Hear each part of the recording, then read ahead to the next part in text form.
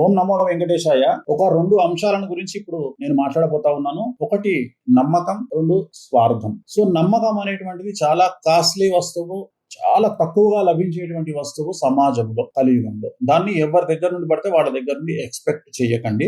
నమ్మకము అనేటువంటిది ప్రస్తుతం సమాజంలో ఉండదు. అలాగే స్వార్థము అనేటువంటిది కూడా ప్రతి మనిషిలో ఉంటుంది. నమ్మకం ఎలాగైతే 0% ఉంటుందో స్వార్థం అనేది 100% ఉంటుంది. టోటల్ రివర్స్ లో ఉంటాయి. ఇక అసలు విషయానికి వస్తే నమ్మకం ఎక్కడైతే ఉంటుందో అక్కడ మోసపోవడం ఉంటుంది, అక్కడ నష్టపోవడం ఉంటుంది. ఇది గుర్తుంచుకోండి. నమ్మకం ఎక్కడ ఉంటే అక్కడ మనం ఒక వ్యక్తిని నమ్మినాం అనుకోండి, ఖచ్చితంగా అయితే ఆ వ్యక్తి వల్ల మనం మోసపోతాము, లేదా ఆ వ్యక్తి వల్ల మనము ధన నష్టాన్ని చవిచూస్తాం. ఈ 2 గుర్తుంచుకోండి. లైఫ్ లో చాలా మంది ఈ మధ్య కాలంలో రెగ్యులర్ గా నా దగ్గరకు వచ్చే క్లయింట్లలో 10 మందిలో 5 ఏం చెప్తున్నారంటే, మేము నమ్మినామండి, వాళ్ళకు 10 లక్షలు ఇచ్చినామండి, లేదంటే 15 లక్షలు ఇచ్చినామండి, మాకు ఇవ్వట్లేదండి. మీరు అబ్జర్వ్ చేస్తే ద పర్సెంటేజ్ ఆఫ్ అమౌంట్, అంటే ఈ అప్పులు ఇచ్చిన వాళ్ళ నుండి తిరిగి రాబట్టుకున్నటువంటి సందర్భాలు, నేను మాట్లాడేది ప్రైవేట్ వ్యక్తుల దగ్గర, అంటే బ్యాంకు నుండి లోన్ తీసుకొని గానీ అట్లా కాదు, ఫైనాన్స్ తీసుకొని కాదు చెప్పట్ల. ఒక వ్యక్తి నుండి ఇంకొక వ్యక్తి డబ్బులు తీసుకున్న తర్వాత అలా రిటర్న్ ఇచ్చినటువంటి సందర్భాలు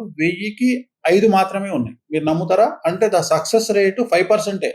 అంటే అప్పులు ఇచ్చి తిరిగి అప్పులను మళ్ళీ తిరిగి తెచ్చుకున్నటువంటి వాళ్ళు 5% ఉన్నారు ప్రస్తుత సమాజంలో. నేను మాట్లాడేది కలియుగంలో. కాబట్టి నమ్మకం ఎక్కడైతే ఉంటుందో అక్కడ మీరు డబ్బులు ఇవ్వడం అనే ట్రాన్సాక్షన్ స్టార్ట్ అవుతుంది. నమ్మకం ఎక్కడైతే ఉందో అవతలి వాడు మనల్ని మోసం చేసే అవకాశం ఉంటుంది.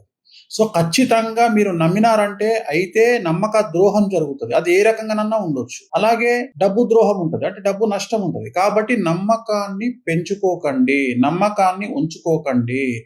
ట్రాన్సాక్షన్స్ కు సంబంధించి ఏ వ్యక్తిని మంచిగా మాట్లాడినాడనో, మందు దాగిపించినాడనో, మటన్ తినిపించినాడనో, చికెన్ తినిపించినాడనో, లేకుంటే మనం సమస్యల్లో ఉన్నప్పుడు, మనం ఇక్కడ సమస్యలు అంటే గుర్తుంచుకోండి, మనకేదో కష్టకాలం వచ్చినప్పుడు మన పక్కకు వచ్చి నిలబడి ధైర్యంగా 2 మాటలు చెప్పినాడనో, ఇలాంటి సందర్భాల్లో ఏ వ్యక్తిని నమ్మకండి.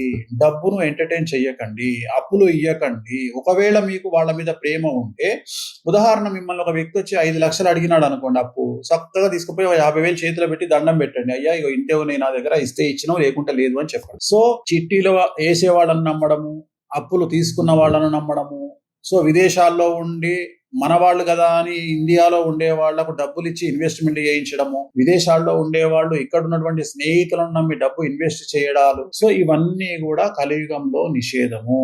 వాటి జోలికి వెళ్ళకండి. ఓకే. అలాగే స్వార్థము.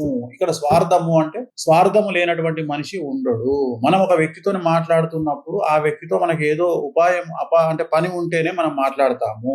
అది నేనైనా సరే, మీరైనా సరే, సమాజంలో ఎవరైనా సరే మనకు మంచి జరుగుతుంది అంటే ఆ వ్యక్తితో మాట్లాడతాము. ఒక పని అవుతుంది అంటే ఆ వ్యక్తితో మాట్లాడతాము.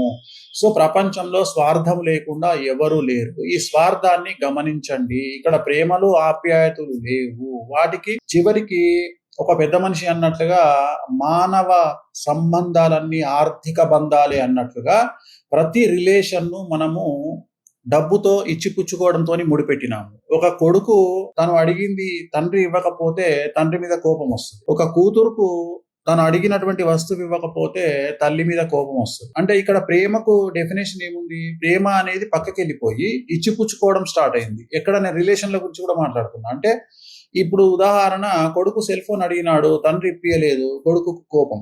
కూతురు ఏదో అడిగినది, ఇప్పియకపోతే కోపం. అలాగే తల్లిదండ్రులు కూడా కొడుకునో కూతురునో ఏదో అడిగినారు, ఇవ్వకపోతే కోపం. ఇది కలియుగ ధర్మంలో, ఈ రాహు అధిపతి అయినటువంటి ఈ కలియుగంలో ఇలాంటి కుటుంబ సమస్యలు, డబ్బు సమస్యలు, నమ్మకం వల్ల ఇబ్బందులు ఇలా ఉంటాయి.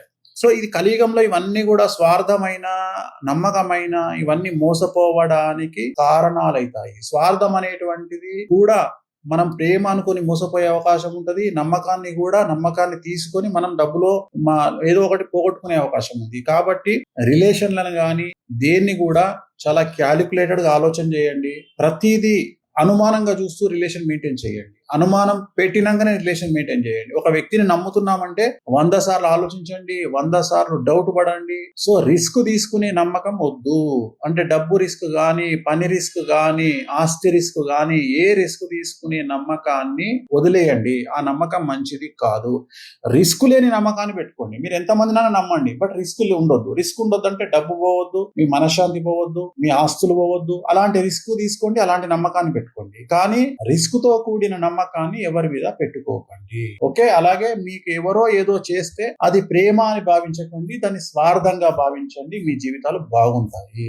సో వీటిల్లో ముఖ్యమైన విషయం, ఎవరికైతే శని చంద్రులు కలిసి ఉంటారో, శని బుధులు కలిసి ఉంటారో, శని శుక్రులు కలిసి ఉంటారో, లేదా 6వ స్థానంలో 12వ స్థానంలో శుక్ర చంద్ర బుధులు ఉంటారో వాళ్లకు ఎక్కువగా ఈ మోసపోయేటువంటి అలవాట్లు ఉంటాయి, ఎక్కువగా ఈ మోసపోయేటువంటి జాతకులై ఉంటారు. కాబట్టి జాగ్రత్తగా ఉండండి. ఓం నమో వెంకటేశాయ. ఓం నమో వెంకటేశాయ. ఒక 2 అంశాలను గురించి ఇప్పుడు నేను మాట్లాడబోతా ఉన్నాను. ఒకటి నమ్మకం, 2 స్వార్థం. సో నమ్మకం అనేటువంటిది చాలా కాస్ట్లీ వస్తువు, చాలా తక్కువగా లభించేటువంటి వస్తువు సమాజంలో, కలియుగంలో. దాన్ని ఎవరి దగ్గర నుండి పడితే వాళ్ళ దగ్గర నుండి ఎక్స్పెక్ట్ చేయకండి.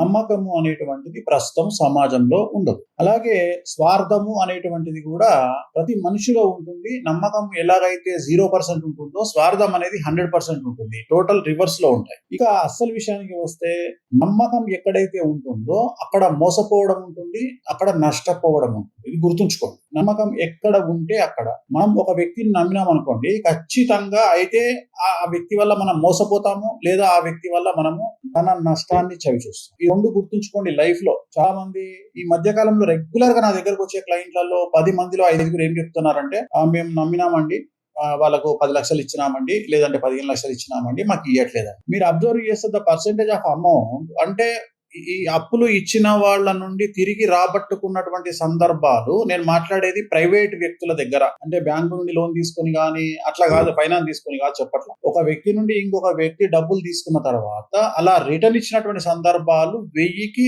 5 మాత్రమే ఉన్నాయి. మీరు నమ్ముతారా? అంటే ద సక్సెస్ రేటు 5%. అంటే అప్పులు ఇచ్చి తిరిగి అప్పులను మళ్ళీ తిరిగి తెచ్చుకున్నటువంటి వాళ్ళు 5% ఉన్నారు ప్రస్తుత సమాజంలో. నేను మాట్లాడేది కలియుగంలో. కాబట్టి నమ్మకం ఎక్కడైతే ఉంటుందో అక్కడ మీరు డబ్బులు ఇవ్వడం అనే ట్రాన్సాక్షన్ స్టార్ట్ అవుతుంది. నమ్మకం ఎక్కడైతే ఉందో అవతలి వాడు మనల్ని మోసం చేసే అవకాశం ఉంటుంది. సో ఖచ్చితంగా మీరు నమ్మినారంటే అయితే నమ్మక ద్రోహం జరుగుతుంది. అది ఏ రకంగానన్నా ఉండొచ్చు. అలాగే డబ్బు ద్రోహం ఉంటుంది, అంటే డబ్బు నష్టం ఉంటుంది. కాబట్టి నమ్మకాన్ని పెంచుకోకండి, నమ్మకాన్ని ఉంచుకోకండి. ట్రాన్సాక్షన్స్ కు సంబంధించి ఏ వ్యక్తిని మంచిగా మాట్లాడినాడనో, మందు దాగిపించినాడనో, మటన్ తినిపించినాడనో, చికెన్ తినిపించినాడనో, లేకుంటే మనం సమస్యల్లో ఉన్నప్పుడు, మనం ఇక్కడ సమస్యలు అంటే గుర్తుంచుకోండి, మనకేదో కష్టకాలం వచ్చినప్పుడు మన పక్కకు వచ్చి నిలబడి ధైర్యంగా 2 మాటలు చెప్పినాడనో, ఇలాంటి సందర్భాల్లో ఏ వ్యక్తిని నమ్మకండి. డబ్బును ఎంటర్టైన్ చెయ్యకండి, అప్పులు ఇయ్యకండి. ఒకవేళ మీకు వాళ్ళ మీద ప్రేమ ఉంటే, ఉదాహరణ మిమ్మల్ని ఒక వ్యక్తి వచ్చి 5 లక్షలు అడిగినాడు అనుకోండి అప్పు, చక్కగా తీసుకుపోయి 50,000 చేతిలో పెట్టి దండం పెట్టండి. అయ్యా ఇగో ఇంతే ఉన్నాయి నా దగ్గర, ఇస్తే ఇచ్చినావు, లేకుంటే లేదు అని చెప్పండి. సో చిట్టీలో వేసేవాళ్ళని నమ్మడము, అప్పులు తీసుకున్న వాళ్ళను నమ్మడము, సో విదేశాల్లో ఉండి మన వాళ్ళు కదా అని ఇండియాలో ఉండే వాళ్లకు డబ్బులు ఇచ్చి ఇన్వెస్ట్మెంట్ చేయించడము, విదేశాల్లో ఉండేవాళ్ళు ఇక్కడ ఉన్నటువంటి స్నేహితులను నమ్మి డబ్బు ఇన్వెస్ట్ చేయడాలు, సో ఇవన్నీ కూడా కలియుగంలో నిషేధము. వాటి జోలికి వెళ్ళకండి. ఓకే. అలాగే స్వార్థము, ఇక్కడ స్వార్థము అంటే స్వార్థము లేనటువంటి మనిషి ఉండడు. మనం ఒక వ్యక్తితో మాట్లాడుతున్నప్పుడు ఆ వ్యక్తితో మనకి ఏదో ఉపాయం అంటే పని ఉంటేనే మనం మాట్లాడతాము. అది నేనైనా సరే, మీరైనా సరే, సమాజంలో ఎవరైనా సరే, మనకు మంచి జరుగుతుంది అంటే ఆ వ్యక్తితో మాట్లాడతాము. ఒక పని అవుతుంది అంటే ఆ వ్యక్తితో మాట్లాడతాము. సో ప్రపంచంలో స్వార్థం లేకుండా ఎవరు లేరు. ఈ స్వార్థాన్ని గమనించండి. ఇక్కడ ప్రేమలు ఆప్యాయతలు లేవు. వాటికి చివరికి ఒక పెద్ద మనిషి అన్నట్లుగా మానవ సంబంధాలన్నీ ఆర్థిక బంధాలే అన్నట్లుగా ప్రతి రిలేషన్ను మనము డబ్బుతో ఇచ్చిపుచ్చుకోవడంతో ముడిపెట్టినాము. ఒక కొడుకు తను అడిగింది తండ్రి ఇవ్వకపోతే తండ్రి మీద కోపం వస్తుంది. ఒక కూతురుకు తను అడిగినటువంటి వస్తువు ఇవ్వకపోతే తల్లి మీద కోపం వస్తుంది. అంటే ఇక్కడ ప్రేమకు డెఫినేషన్ ఏముంది? ప్రేమ అనేది పక్కకి వెళ్ళిపోయి ఇచ్చిపుచ్చుకోవడం స్టార్ట్ అయింది. ఎక్కడ నేను రిలేషన్ల గురించి కూడా మాట్లాడుతున్నా. అంటే ఇప్పుడు ఉదాహరణ, కొడుకు సెల్ ఫోన్ అడిగినాడు, తండ్రి ఇప్పియలేదు, కొడుకుకు కోపం. కూతురు ఏదో అడిగినది ఇప్పియకపోతే కోపం. అలాగే తల్లిదండ్రులు కూడా కొడుకునో కూతురునో ఏదో అడిగినారు, ఇవ్వకపోతే కోపం. ఇది కలియుగ ధర్మంలో, ఈ రాహు అధిపతి అయినటువంటి ఈ కలియుగంలో ఇలాంటి కుటుంబ సమస్యలు, డబ్బు సమస్యలు, నమ్మకం వల్ల ఇబ్బందులు ఇలా ఉంటాయి. సో ఇది కలియుగంలో ఇవన్నీ కూడా స్వార్థమైన, నమ్మకమైన ఇవన్నీ మోసపోవడానికి కారణాలైతాయి. స్వార్థం అనేటువంటిది కూడా మనం ప్రేమ అనుకొని మోసపోయే అవకాశం ఉంటది. నమ్మకాన్ని తీసుకొని మనం డబ్బులో ఏదో ఒకటి పోగొట్టుకునే అవకాశం ఉంది. కాబట్టి రిలేషన్లను కానీ దేన్ని కూడా చాలా క్యాలిక్యులేటెడ్ గా ఆలోచన చేయండి. ప్రతిదీ అనుమానంగా చూస్తూ రిలేషన్ మెయింటైన్ చేయండి. అనుమానం పెట్టినాకనే రిలేషన్ మెయింటైన్ చేయండి. ఒక వ్యక్తిని నమ్ముతున్నామంటే 100 సార్లు ఆలోచించండి, 100 సార్లు డౌట్ పడండి. సో రిస్క్ తీసుకునే నమ్మకం వద్దు. అంటే డబ్బు రిస్క్ గాని, పని రిస్క్ గాని, ఆస్తి రిస్క్ గాని, ఏ రిస్క్ తీసుకునే నమ్మకాన్ని వదిలేయండి. ఆ నమ్మకం మంచిది కాదు. రిస్క్ లేని నమ్మకాన్ని పెట్టుకోండి. మీరు ఎంతమందినైనా నమ్మండి, బట్ రిస్క్ ఉండొద్దు. రిస్క్ ఉండొద్దు అంటే డబ్బు పోవద్దు, మీ మనశ్శాంతి పోవద్దు, మీ ఆస్తులు పోవద్దు. అలాంటి రిస్క్ తీసుకోండి, అలాంటి నమ్మకాన్ని పెట్టుకోండి. కానీ రిస్క్ తో కూడిన నమ్మకాన్ని ఎవరి మీద పెట్టుకోకండి. ఓకే, అలాగే మీకు ఎవరో ఏదో చేస్తే అది ప్రేమ అని భావించకండి, దాన్ని స్వార్థంగా భావించండి. మీ జీవితాలు బాగుంటాయి. సో వీటిల్లో ముఖ్యమైన విషయం, ఎవరికైతే శని చంద్రుడు కలిసి ఉంటారో, శని బుధులు కలిసి ఉంటారో, శని శుక్రులు కలిసి ఉంటారో, లేదా 6వ స్థానంలో 12వ స్థానంలో శుక్ర చంద్ర బుధులు ఉంటారో వాళ్లకు ఎక్కువగా ఈ మోసపోయేటువంటి అలవాట్లు ఉంటాయి, ఎక్కువగా ఈ మోసపోయేటువంటి జాతకులై ఉంటారు. కాబట్టి జాగ్రత్తగా ఉండండి. ఓం నమో వెంకటేశ్వర.